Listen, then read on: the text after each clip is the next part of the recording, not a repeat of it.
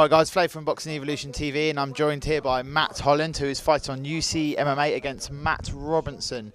Tell me, what do you know about Matt? Matt? He's from, I can't think of the camp that he's from, but it's Gary, what camp's Matt Robinson from? Is it Pound for Pound? Yeah, that's it. He's from Pound for Pound, which is a good gym. I come off of a loss from someone from there.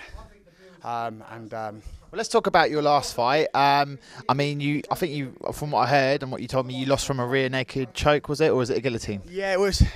To be honest with you, it was a rear naked choke, but it was from side control. Because I was going to say, you know, your strongest point from what I can see is normally your wrestling and your jiu-jitsu. I mean, you're very good with your legs, but you generally are a lot better on the floor than you are with your stand-up, I think. And yeah, so for you to lose, you know, to something like that is interesting. Yeah, it was.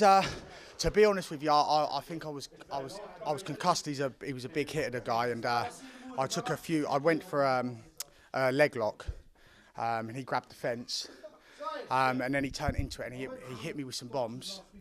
And then when it went to the floor, I was done, to be honest with you, and I had nothing left. The lock was on, but it wasn't really on, if you know what I mean. But I didn't know where I was, or I'd taken a few punches to the head, I think. So yeah. I mean, from your background with your, I think it's more kind of point kickboxing type. Ignore the troll in that background. We'll just block him out. From your point kickboxing, you're not used to taking the big shots, are you? Really, I think. No. What have you done to improve? Have you done anything to improve your chin? Basically, with the point fighting, you don't follow through. I hit the guy in the last fight with a kick to the head, and it was like a points kick. I didn't follow the hit through. If you see most MMA people, when they do a round kick, or what you call a roundhouse, the whole body goes with it, so they actually turn their back, even in practice, where I don't. I just turn my hips. So you only generate so much power. I mean, I've still knocked people out with it, but there's nowhere near the force it would get if you turn into it. So I learned to turn my whole body now into the kicks. So they're slower, but they got a lot more power. So they're not going to be quite as quick where you go bang, bang, and hit someone with 3 kicks. But you ain't going to hit someone with 3 kicks in a cage fight, maybe in a semi-contact kickboxing fight. Unless you're Michael Venom Page. Yeah, exactly, unless you're Michael Venom Page or Corey Kane, then you can do that sort of stuff. But no. So, I mean, I was watching your sparring earlier with Umer. It looks like your boxing's coming along. It looks like you're much more assertive with throwing your punches, and your defence is a lot better too. Yeah, I'm working my hands. To be honest with you, I've been working everything. I was out for about a year with my leg. The last time I fought was UCMMA last October, up until last month when I lost, and Kes Mamba got me in a leg lock. I didn't tap from it, but it tore the cartilage under my kneecap, and I had a year out. And when you come back into it, you know, you train, but I never had that second wind. So even in training, when I was done. I didn't have that like explosiveness that you need to carry on. So like if you're on your back, rather than just stay there, you got that explosiveness, which is what I'm trying to get back. So yeah, that's basically it. Now also, a problem that you usually seem to have as well is making weight for your fight. I mean, what are you weighing now? Are you going to be on target for your fight? Basically, they've warned me and warned me and warned me.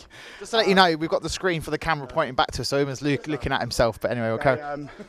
They warned me and warned me and warned me of it. And the last fight, on the Wednesday, I was 14.4. And on the Friday, I weighed in at 12 stone 1. So I lost 2 stone in 2 days, basically sitting in the sauna, which is just ridiculous. But I just struggled with my weight. So I was going to go up to middleweight, but now I've done it all properly. I've seen a dietitian and everything. So even before I had this fight, I was dropping my weight properly just for me, not for a fight. Normally I only drop weight for a fight, then I eat pizzas, you name it. But this time, even if I didn't fight for 8 months, I was going to drop down to about 12. So when I cut, or 13 stone at most, so when I fight, I haven't got to lose much. I've got to lose like 12 pounds, 11, 12 pounds, 6 weeks before a fight. So at the moment, I'm about 82 kilos. So you've still got about 5 kilos to go. Sounds a lot, but you think 2 days before. But I took this fight on a short notice. I thought I was going to be fighting the same guy December the 6th.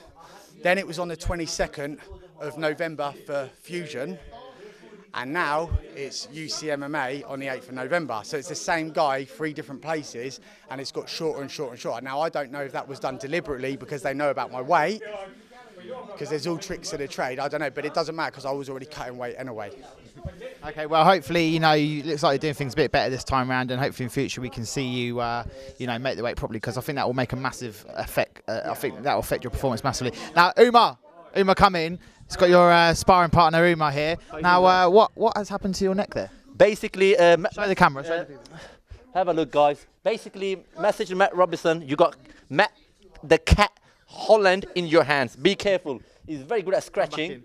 He's very good at scratching, basically. Yeah, I just witnessed it now. I felt this. So this definitely happened in sparring. It didn't happen some other point. A minute ago, as you can see, state of mind. I'm here especially for him to spar, to help him out, basically. You know, as you can see, basically one here and one on my knuckle. You got nothing to worry about your knuckles, because you could have MMA gloves on. But please be careful. You got a very dangerous cat in your hand. She scratches like no tomorrow. Is it Matt the fat cat? Because he always comes in overweight. Overweight. Now this time he's listening to me, basically. Yeah. He's got behind me. He's near perfect on weight. All I gotta say is not far away. Only a few kilos, less than 4.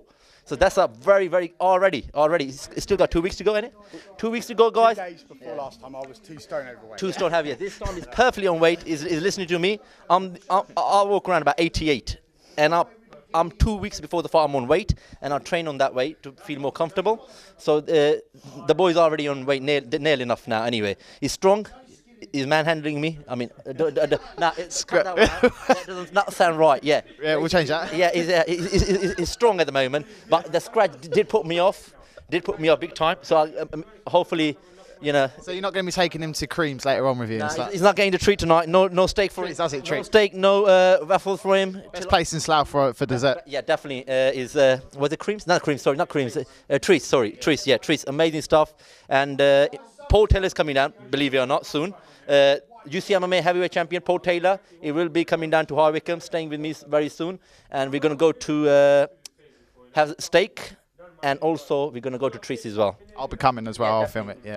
Our man Matt will join us, and another Matt will join us. The cat Matt now, yeah? The fat cat. That's a big scratch, guys. I'm not joking. That's nasty. Horrible scratch. I need to go home, use Dettol soap, plenty of Dettol soap. And guys, always use the Dettol in your bath as well. Old school. Okay. Now, UBKT signing out. Take care, guys. This is Matt's interview, Umar. Thanks. So, anyway, Matt, wishing you luck, and hopefully I'll be down there to cover your performance that night, and look forward to seeing you back in the cage. This is Matt Holland, Flave from Boxing Evolution TV, over and out. Thanks, mate.